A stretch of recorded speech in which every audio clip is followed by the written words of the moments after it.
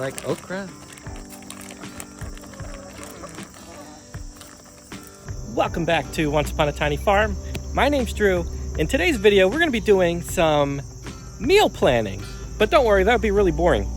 It's not for me. It's actually for the chickens. I'll explain. That has been a very common question that I've been asked. The video called How I Fed My Chickens Rice and Beans for a Month and a Week. Here's what happened. A lot of people are asking how I store that food for them. And the truth is that I don't really store it anymore. When I first started doing it, I was doing it in winter. It was really cold. I was making a bunch, keeping it in a 5-gallon bucket in my shed, but it was already freezing temperatures and I wasn't worried about the food going bad because the temperatures were low enough and I wasn't making like so much of it that eventually it was going to go bad. I was only making like 3 or 4 days of rice and beans and feeding them from that. But I like to make it fresh. So here's what I have found. I found that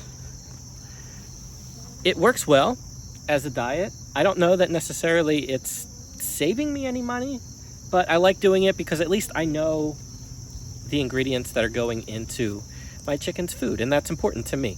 So I have been making them rice and beans every morning for the last year almost. It's been at least 8 months, and I've been documenting it and tracking how many eggs they've been laying and different times of the year when things slow down, like typically they do. And I think I'm going to do a more in-depth video at the end of a whole year of feeding them this diet to share my findings. So stay tuned for that and subscribe if you're not subscribed, so you can stay tuned to watch that video when it comes out. But a problem I have with this now is I have a lot of other things I need to do. I don't always have time to, or I don't always remember to make them their food in the morning. It's not as easy as just putting a bag of pellets or bag of feed from the store and just having it in a feeder in their run for whenever they need it. And I do occasionally do that too, but for rice and beans, if you're being responsible for making your chicken's food every day, you got to make sure that you do it. And I have just discovered an easier way to store this feed that I'm making so that I could plan it out for several days into the week and I don't have to make it fresh every day. And I'll show you how I'm going to start doing that in this video. So I've recently discovered this brand new invention that's not really brand new, it's just brand new to me. It's called a vacuum sealer. Have you ever heard of a vacuum sealer? They're really cool, and I just started using one. I was sent one by a company called Out of Air that actually makes vacuum sealed bags. And let me show you how I'm going to store the rice and beans for my chickens so I could feed them throughout the week using this vacuum sealer and these vacuum sealed bags, and it's super cool and very satisfying. All right, first we're gonna make some rice. 1 scoop at a time, try not to make a mess. There we go. 2, 4. I don't usually cook this much rice, but I'm trying to make them in bulk. So 4 scoops, now I'm gonna do 4 scoops of beans.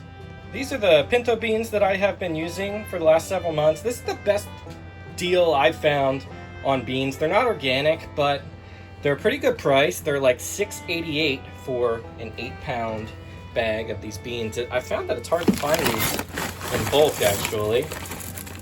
So I like to get these from Walmart.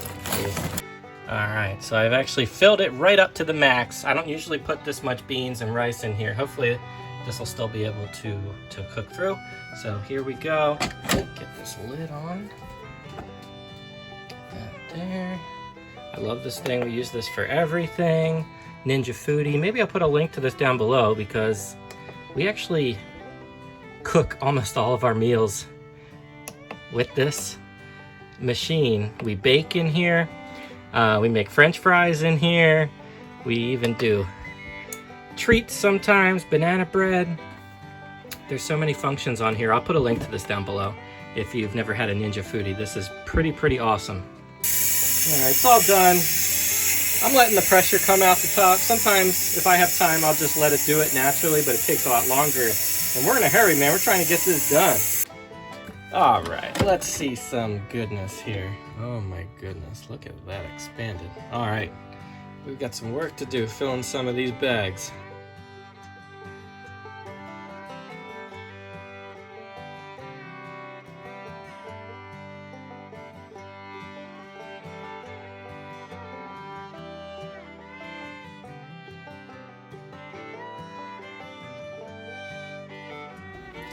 Other thing you want to do if you're doing your own feed like this, I like to add some herbs. I like to add parsley. Apparently parsley's got protein in it, along with some other good benefits to it. So I always like to add that. It's better to have this cook in with it, but since I forgot to do that, I'm just going to add it in here so that they can peck at it. And then also add some just garlic powder. So it's not so boring of a rice and beans. And garlic obviously has some other good health benefits for the chickens as well. Now I'm gonna package these up.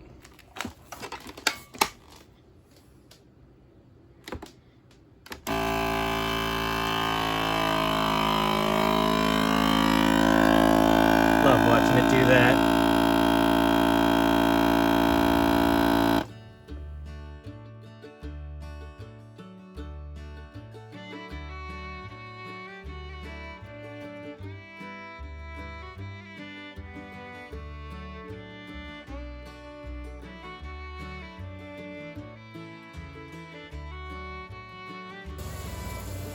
Now in this batch, you see on top, I've got some okra that got a little woody. Haven't really been paying attention to these and can't even cut into those, so chickens are getting the woody okra. They're also getting some sweet potatoes that are over a year old. Still good, but they're sprouting, as you can see there. And there's also 3 cups of rice and 3 cups of beans. So this is something I like to do too, is throw some other kinds of food scraps in here from time to time. I notice they really, really like the sweet potatoes. And I don't do this very often because we like to eat the sweet potatoes, but sweet potatoes are really good for the chickens too. And it's good to put some more diversity into what they're getting in, which is essentially like a food scrap diet that they're getting. So I'm gonna cook this same way I cooked the last batch, 30 minutes on high pressure.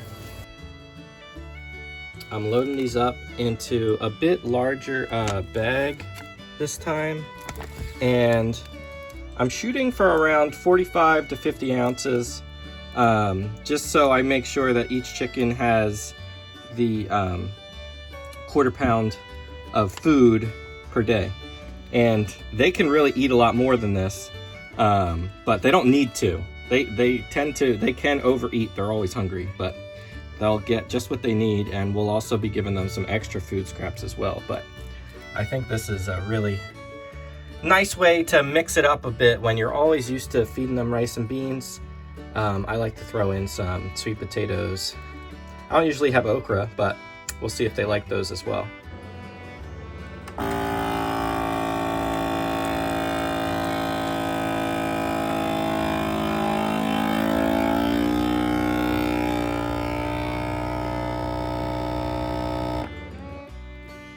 There is 1 day's worth of delicious food for my 10 chickens. Look at that. Think of all the other animals you could do this for. You could do this for your dog, your cats, I don't know. Any other backyard animals you might have. You want to make it yourself. You see the orange of the sweet potato. So this is all natural, all good ingredients. I think they're gonna like it.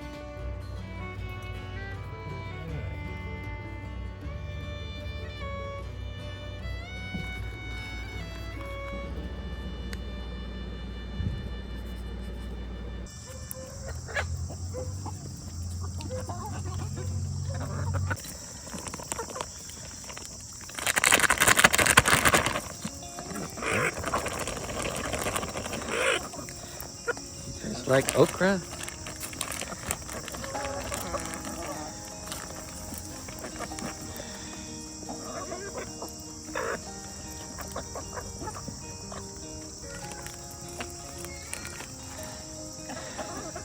Can't really push it through. There you go.